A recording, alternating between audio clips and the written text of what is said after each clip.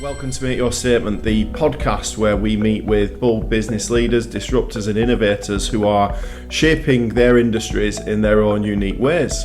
This week we're joined by Wayne Eastman from We Let Properties, who happens to be one of our very long-standing clients who we've worked with for the last 14 and a half years. Wayne, welcome to the Make Your Statement podcast. Thank you for joining us today. You've had a very steady career in lettings and property management, but something in you made you decide that you wanted to do things differently. Take us back to then, and what was it that made you decide to go out on your own? Yeah, firstly, thank you for inviting me along today. For me, I've been working in lettings now coming up to 25 years, and I did work for a great company, looked after me, and we really worked hard in growing the business, but something changed. The direction of which that business was going did change significantly. You could notice that. You'd notice it because of the way they were charging landlords. They were using landlords as a bit of a cash cow. And again, with the tenants, which really is one of the most important ingredients, it became very much a bums on seats type of scenario. And when you rush that process, you can notice that then people don't start paying the rent and then they start mistreating the property. And I just felt like the ethos of the company changed, the ethics of the directors had changed. And it was that point that I thought, I've got to make a decision here. You know, I can't go along with something that doesn't sit right with me. And it was a perfect timing for me to look at kind of opening up my own estate agency, letting agency. And I've been blown away just how well, we've been received to the market and the way we do. Our lettings is really been well received. Lots of people use us because we have a flat rate service of our fee that we charge, and that really sits well with our buy-to-let investors. Historically, you would look at agencies and they would charge anywhere between kind of 10 or 12% of the monthly rent, but the way I looked at it is the same process goes into your property, sourcing your tenant, marketing, correctly, and drawing up all the paperwork, whether your property is £700 or £1,700. So I didn't see why we would charge disparity in the fee. So for ourselves to offer a flat rate fee to these landlords just made them have a little bit more confidence that we know what it costs to do the job. We're not just trying to use you to take more money from your yield. Excellent. So when We Let Properties is your company, where did the name come from? We Let Properties, effectively, I wanted the consumer to look and know exactly what we were about. Historically, a lot of people always use, the name, as an estate agent. And I did come up with the option of, Eastman Estates was something that I kind of toured with. However, is that estate management? Is that an estate agent? So what I did is I thought, well, my name's Wayne Eastman. I'll take the WE. WE is we. What we do is the commodity of let, and what we let is properties. So I've put all them three letters together, these three words together, and came up with the We Let Properties. Amazing. So in a very crowded marketplace, how do you make We Let Properties stand out from the crowd? For me, it's all about integrity, honesty, and transparency. Ultimately, there's lots of estate agents in Manchester. There's over 240 something and counting. But ultimately, we want to be different in terms of the level of service that we provide. We don't want to be the biggest. We just want to be the best. And how we differentiate is by ensuring that we keep communication with our landlords and our tenants to say, how are we doing? Is there any feedback you have? And we're fortunate enough that people are receiving great service, and on certain platforms, we've got fantastic ratings. Okay. What was going through your mind when you decided to leave the safety of employment and set up We Let Properties? Ultimately, I was asked a question by my director, and he said to me, "Are you in the landlord's camp or are you in the making money camp?" And I ultimately knew instinctively that I was in doing the right thing camp. And it was kind of more of a push or a shove. I don't know. I just felt that there wasn't the right ethos I was working with. The company changed significantly. And I just felt that I could deliver a far superior service at a much better price point. Mm-hmm. And when you made this big decision, Wayne, did anybody doubt you? Did you doubt yourself? How did you handle that? When I first set up, I was running like clockwork. I was really, really pushing hard. I was working extremely long hours, but I never had a doubt. Lots of my clients who I'd spoke to over many years have always said to me, why wouldn't you not set up yourself? Why would you not do it yourself? But, I did have a very cushy job. I had a great, fantastic package. I had a really nice car, and you kind of become very comfortable. But when things change and it doesn't sit right with you, you have to think what is going to be the best option for you. And for me, I just couldn't be facing these landlords knowing that we're charging them £180 for a toilet seat. You and me know that it doesn't cost that if you pick one up from B&Q. It's a fraction of the price.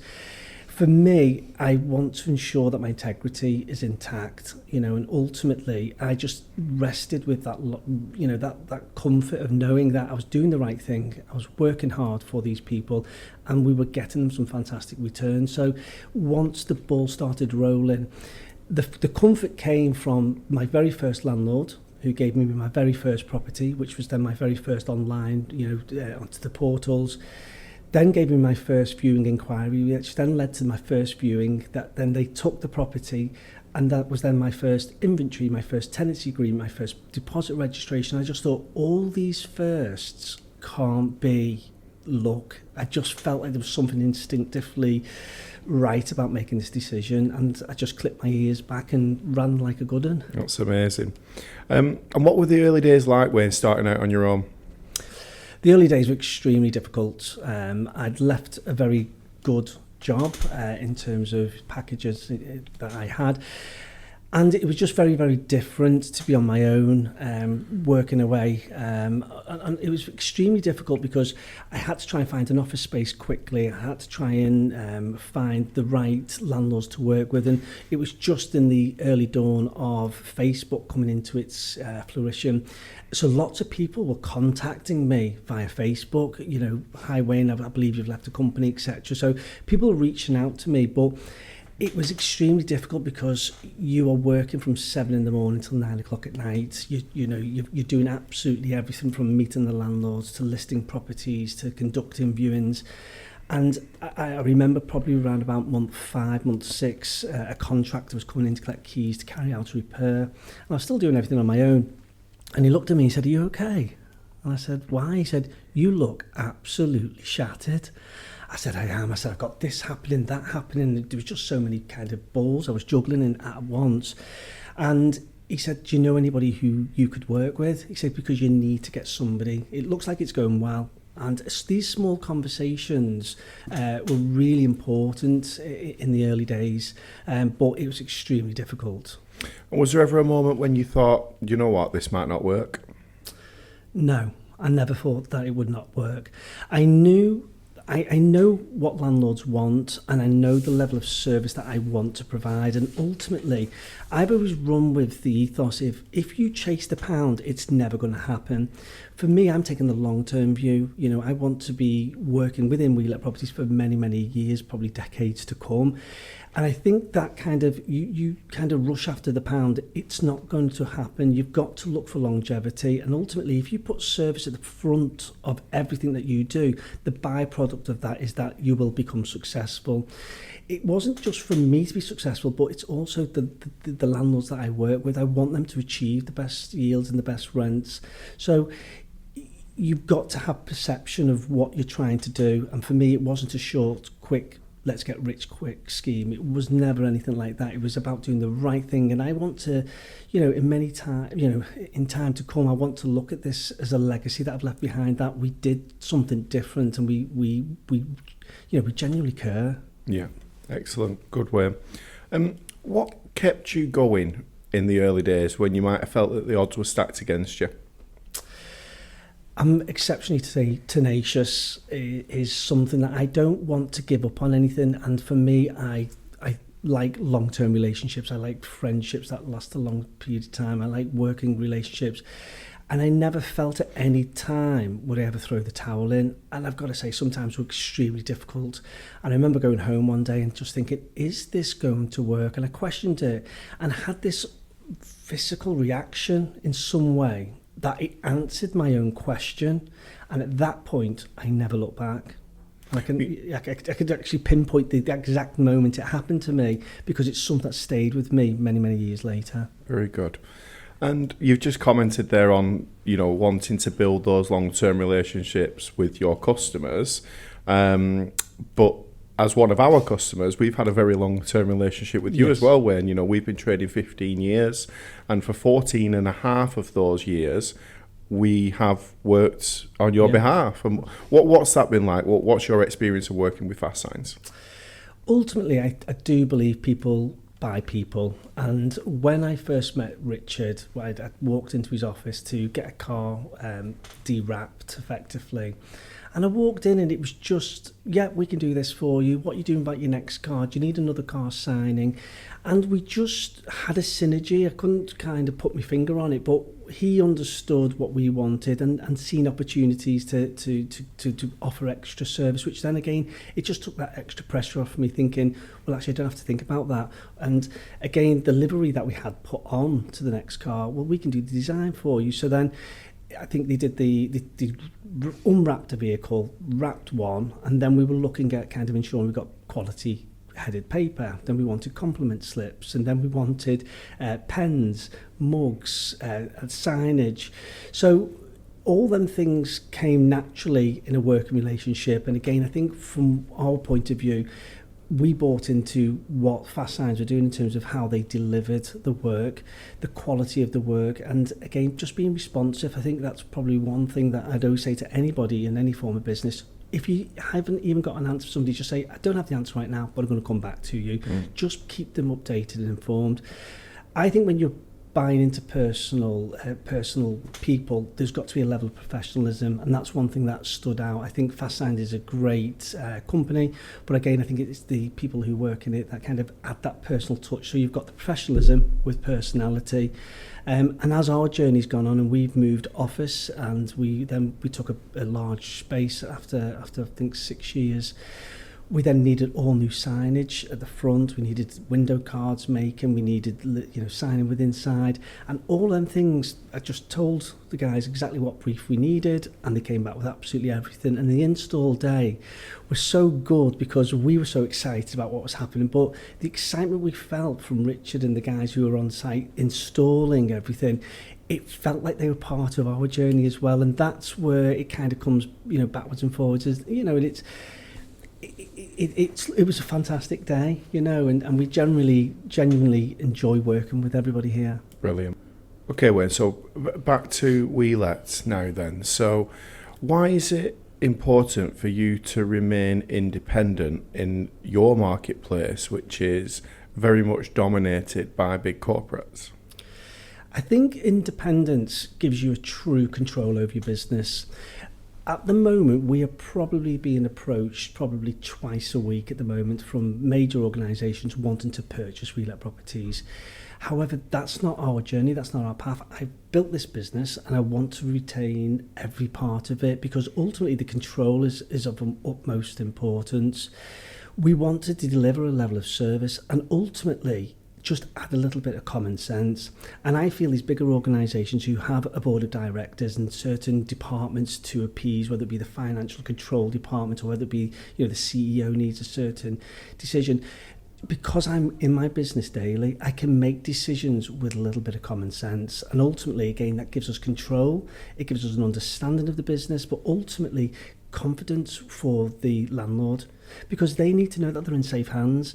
And ultimately, I'm not going to say to them, well, you need to do X, Y, Z, which is going to cost you a significant amount of money. We can add a little bit of common sense, say, well, why don't we do it like this? Why do, as a landlord myself, I look at things from that point of view as well. And I look and I think, well, actually, we can certainly do something different from kind of a structured organisation. I think that's where these guys have kind of fallen by the wayside, because not one fits all. It doesn't. You have to have people have their own independent requests, wants. They have the certain way that they want to work with you. But if you just have a generic way of working, it's not going to work. And for us, the great thing with them continuing with that model is that we are picking up a lot of work because people want personality. They want somebody part of the business to be responsive and communicative with them.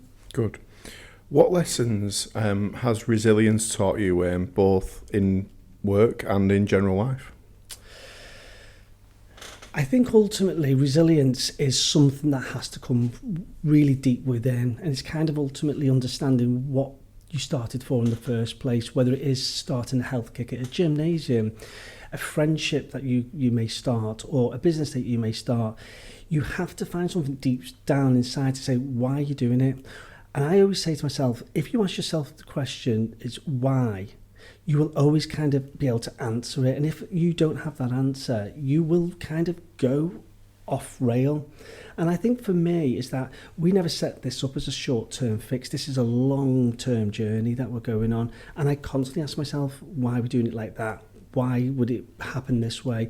And I feel that having resilience to the way the market changes, being adaptable, but again, that falls into being part of the business. I'm not kind of sat in an ivory tower somewhere. I'm in my business daily.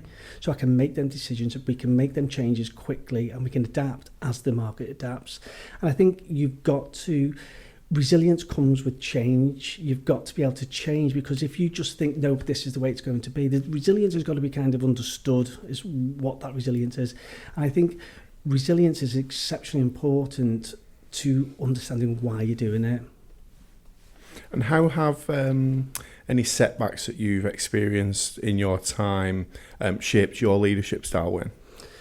I think setbacks are inevitable. That's going to happen in business. That's just a part and parcel. But I think it's the setback. You've got to be thinking about the comeback, and how it's changed my leadership is effectively you've got to change, you've got to adapt, and as long as you take the learn from that situation and then put it back into your Rolodex of storage within your mind, it's something you can rely on later on down the line. But I feel that we do change and we do adapt, as people anyway, and when you work in a certain marketplace, there's always going to be change. But ultimately, you have to be really thinking about any learn that you have has to be kind of knowledge, it has to be power. So just take it on board and then help yourself lead the team. And I feel that being in my business daily, leading the guys and what we do and how we do it, just shows them this is the standard, this is the style. And this you is lead from the front. Yeah, absolutely. Yeah. Amazing. So away from work now then, Wayne, let's talk about something else that you used to be heavily involved in, and that was rugby. Yes. What lessons did you learn from those experiences? Well, I come from a boxing background, and yes, you've got your corners, you've got your 2 seconds effectively, but ultimately you're on your own when you're in that ring. Everything depends upon you. When I made the transition into rugby, I was taken back just about how the team works, because ultimately, like anything, the team is better than one person, and relying on the team, making sure when you're putting that pass across, it's going to be collected, or if the pass is coming to you, you're going to be able to collect it and take that run, and just working together. It was a great part of my life, and I really enjoy. I joined rugby to play rugby, but the friendships I made, the camaraderie, you cannot beat it. There's some stories that I could tell you would probably perm your hair, but we'll save that for another podcast. But I felt like being part of a team. I really learned so much from it. And again, you've got your captains, your vice captains, and you've got some people aren't very well skilled at playing the sport, but as a team you work together. And I put myself into that category. I wasn't the best, but I just thoroughly enjoyed it. Cool. Okay. So how did you channel that competitive, team-driven ethos into We Let Properties? It was very difficult at first, because ultimately in boxing I was really relying on myself and my skill and my capability, but working as part of a team, it was a different dynamic that I wasn't used to. And I was thinking, well, why aren't you running as fast as you should be, and why weren't you in the position you were told that you should be?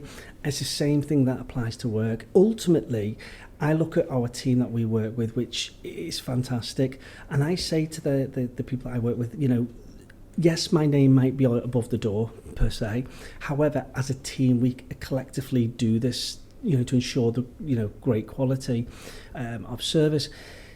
Whether you're doing a viewing, an inventory, you're paying the rent, or whether you're doing a checkout, all of that is part of what we do. So we all have to be just as good as each other. We all have to have the same mantra. We have to have all the same drive, and that's where I think working in the business daily, you get to see what they're doing and how they do it. And when you hear people replicating certain conversations that you may have had, that it shows that being part of a team they've learned off me, like I did, some of the the other wingers or some of the other forwards. I learned off them because you see it and you think that was great. I'm going to try and copy it or emulate that because it works. So it was very transferable skills. So as an entrepreneur yourself, Wayne, would you say that fellow entrepreneurs should adopt a sporting mentality to survive in business? I certainly think some sporting elements are required of being part of a team, but I ultimately think that fitness is really key for any entrepreneur. I think ultimately if you're working hard and you're working long hours, spend the time on yourself. You're working exceptionally hard. You're working probably 60 hours on a business, but you're not happy to spend 4 hours on yourself in that week. I feel that get up earlier, train harder, go for a run. All these things were real great crutches for me in business because effectively I'd get up, 6 o'clock in the morning, I'd go for a run. As I'm running, I'm processing my day ahead of me. But again, I think you're relying on you get natural endorphins that are coming into you. You might catch yourself a reflection past a window or you'd be running down the canal. All these things being out there and doing it doesn't make you feel like a slave to the business. So I wouldn't say sporting mentality per se. I think ultimately everything depends upon you and you've got to look after you to get the best version of what you want to provide. I was going to say, my favourite machine in the gym is the vending machine. I'll be honest with you, if you try that, trust me, it will make a massive difference. Do you know what? I know that I need to work on myself a little bit more. I do need to get into the gym, but the time with the kids and stuff is so difficult. Yeah. But if you had to work an extra 4 hours at work, you'd make that time happen. And that's why I think it's so important because, okay, look at this. When the aeroplane's going down and it says, the masks come down, it says put it on the children, put it on children first or on yourself. Then you've got to put it on yourself first because if you're not operating, you can't do it for somebody else. Yeah. And I think it's so important. Honestly, people think I'm crazy. Like this morning I've been in the gym, done a workout, and as ill as I was, still got up, showed up, and I feel better. And it's a real weird thing that will change your mindset and it makes you much happier because you're getting something for yourself. You need that little bit of time. And I know it's easy for me to say I don't have children, but make that time. And trust me, if you do it in 8 weeks' time, you come back in, because at first it's great, and then it gets a bit tougher, and then you get on a way and you start, and then you get to feeling a little bit better. So you're in the gym every day, Wayne? 5 times a day, 5 times a week. 5 times a day? Well, do you ever get any work done? No, I think minimum 4. 5 if I can, or an extra run in and something like that. But it absolutely helps with my chakra. I honestly cannot. If I don't go to the gym for like a week, it will just affect me. And I need that time. I need that headspace. I need, so I have a PT twice a week, and I'll do 3, whether it be 2 classes or an extra run or something. But it really is the foundation of my working life. Brilliant. Cool. Okay, so... Sorry, I just digressed. No, this is all on camera. This is all good stuff. All right, okay. Yeah. So when we've recently rebranded your offices on Duke Street, talk to us a little bit about that. Where did the update to the branding come from? And what was the experience like? Talk to us a little bit about that. I've been chipping away at my landlord. We've been in that premises for 10 years, and I've been chipping away quite consistently for him to sell the office to me. And again, it was about trying to get some control for the business to ensure that we could remain based upon that address. When he agreed for the sale to go ahead, my colleague Emma mentioned, I think FASTSIGNS did some artwork for us going back, and she said, well, maybe we should update the artwork, and then maybe we should look at kind of painting this, and then it just snowballed into a full renovation, a full rebrand. We want to keep true to the, our font is Bauhaus. We always want to retain that font, but what we wanted to do is just work with it. So by working with Fast Signs, they came up with some options to kind of, maybe let's kind of darken the let part of it. Personalise it a little bit for you. Yeah, just personalise it, just elevate it slightly. And I think as we've grown up, we used to always work with a very, very bold red. Red's one of my favourite colours. However, we just felt like the business had matured somewhat, so we kind of then toned that to a burgundy. And then working with Fast Signs, we were just looking at other options of, what signage did we want. And we've always liked the silver signage, but we used to just have a sticker on it. Whereas this time, because we are investing for the next 15, 20 years and beyond, we wanted something that was really elevated. So that's why we spent a little bit of time working with yourself on creating the illuminative sign. And because of the way the illuminated sign is done and the letters are cut out for the embossed part of the illumination to come through, what we wanted to do is we didn't want to have two signs exactly the same. And I think we'd had a couple of conversations backwards and forwards. And in my mind, I then kind of said to you guys, well, why don't we, it's as if we've cut them letters out, we'll stick them letters on the other side of the wall. And by doing that and kind of having them proud off the wall, it just looks fantastic. And then I think we were getting a little bit lost because there was nothing really great. And I think it was yourself who came up with, well, why don't we just outline the P ever so slightly with the burgundy red? And it looks fantastic. And I feel like the brand has grown up. And I know it sounds quite... I don't want to sound out of character of who I am, but when I look at the business, what it was, and the small sign that we had, how we've kind of remained true to the font and we've remained true to the colours, they've all changed and the tones slightly changed. So we've got a more mature, refined quality version. Yeah, so for a more mature brand. Yes, absolutely. Cool. And what does the new office mean to you personally, Wayne? And I know you haven't relocated, but it is almost like you've literally ripped it to pieces back down to just four walls, and built your own custom bespoke space now. What does that mean to you personally?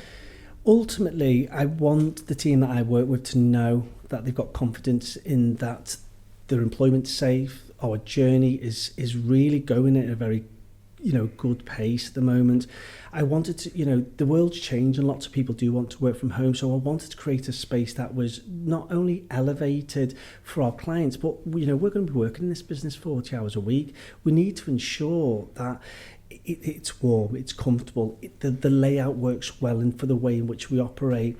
For me, what it gives me real comfort and security. I've always been a very driven person, and one thing that I've always kind of had is being very self-reliant, and I felt that by the landlord owning the property, we weren't in control of rent increases, which are inevitable, but we wouldn't want to move from that office. I want to be that age that people know has been there for many, many years, and for me, the comfort that we have in making sure the team knows, because the team knows that we get an approach at the moment to be, to sell our business, and I want them to know that I'm investing in this for the long haul, and to create something bespoke. And it's lovely going to work. I thoroughly enjoy what I do, but doing it in a better place where we've got nice underfloor heating, we've got a beautiful coffee machine, we've got a nice boardroom for meetings. We've created the signs. And the signs obviously do help, because obviously they add that little bit of, I think, joking aside, the great thing about the signs is they are the cherry on the cake. They are, when people come into our office and see that backlit front face illuminated sign, it does look fantastic. Amazing.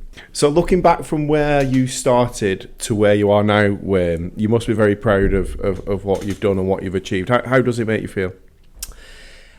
I'm thrilled. I'm beyond delighted of where we are within the business, the marketplace, and the team that I currently work with. We set out to provide a certain level of quality of service, and everybody's on board with that. So for me, when I look back, if you'd have told me 16 years ago, we would be in the position that we're in, we're managing the amount of units that we're managing successfully, and also owning our space and being able to create something, set ourselves up, I would have snapped your hand off. But when I look back, some people say to me, oh, you're lucky. Isn't it funny, the harder you work, the luckier you become? And ultimately all these have been decisions that I've made along the way to ensure, that we are on the right path.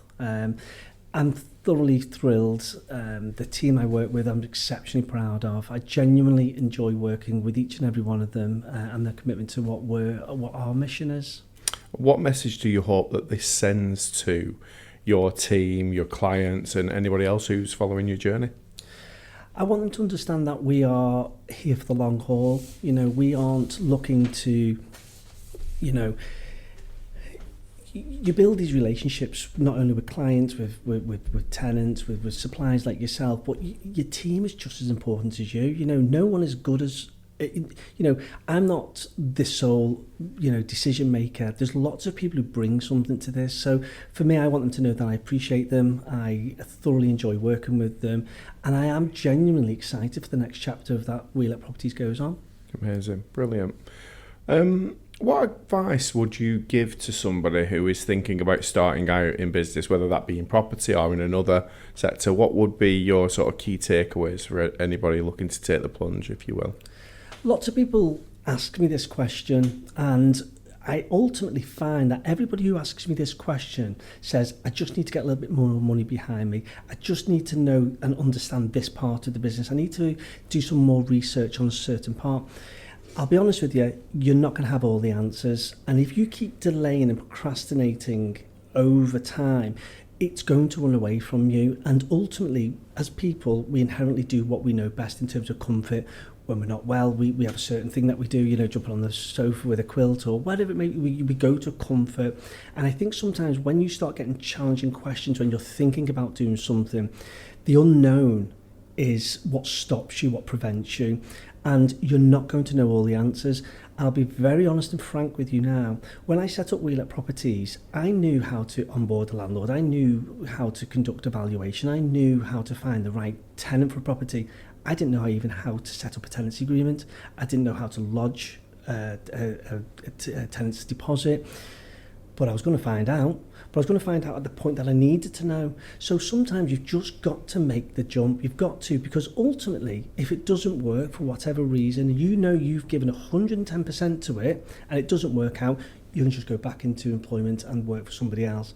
But I would always say, have a good shot at it. Be prepared for late nights, be prepared for hard work, make sure you've got great support from your family, your partner, and an understanding. Many people who I am friends with say to me, oh, you were crazy, why would you do that?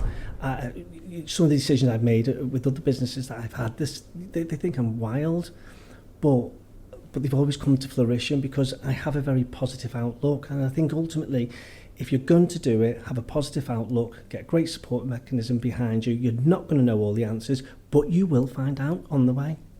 And if you were able to go back and speak to the Wayne who was just starting out, what would you say to him? Good on you, lad. Good on you. Because, you know, my past has always been very, very challenging, and I've always wanted to be self-sufficient in everything that I want to do. I wanted to be in control of every part of my life. Not that I'm a control freak.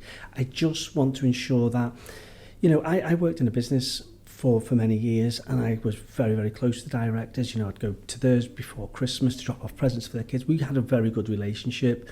And when that relationship kind of, you know, broke down, I was really, really hurt emotionally, mentally, and I put all my eggs in one basket with them.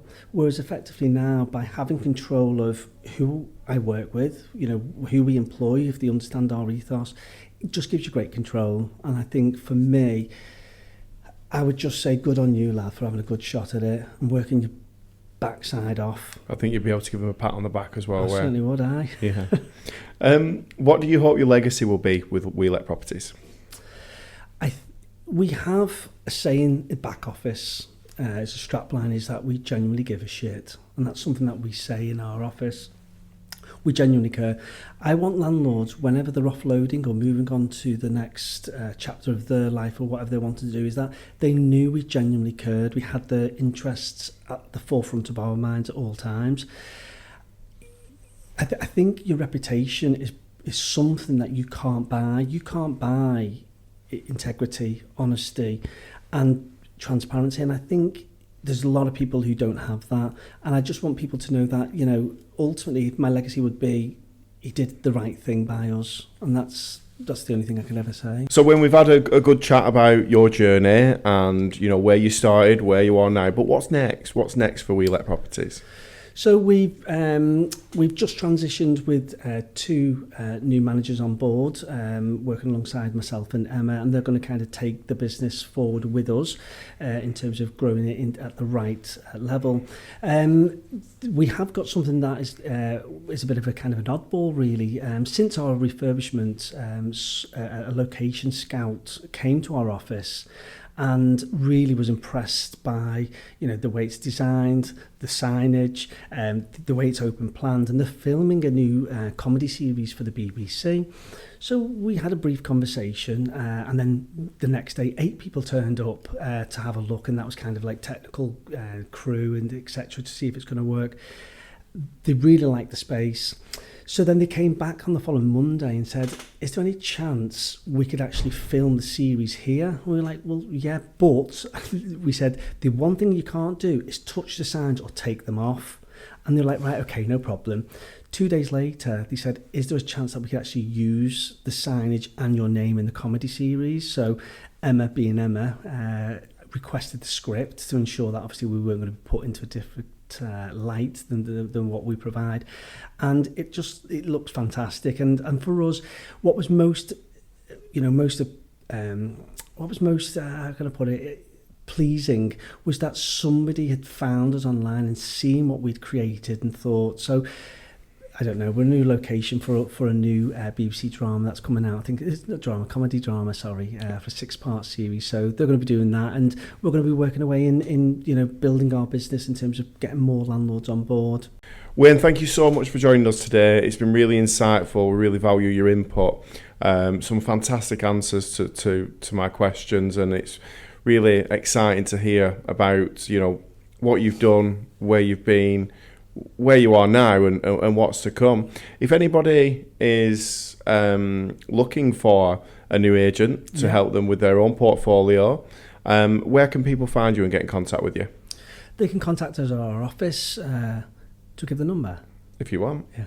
They can contact us at our office on 0161 839 2372, or they can email me direct, which is wayne@weletproperties.co.uk.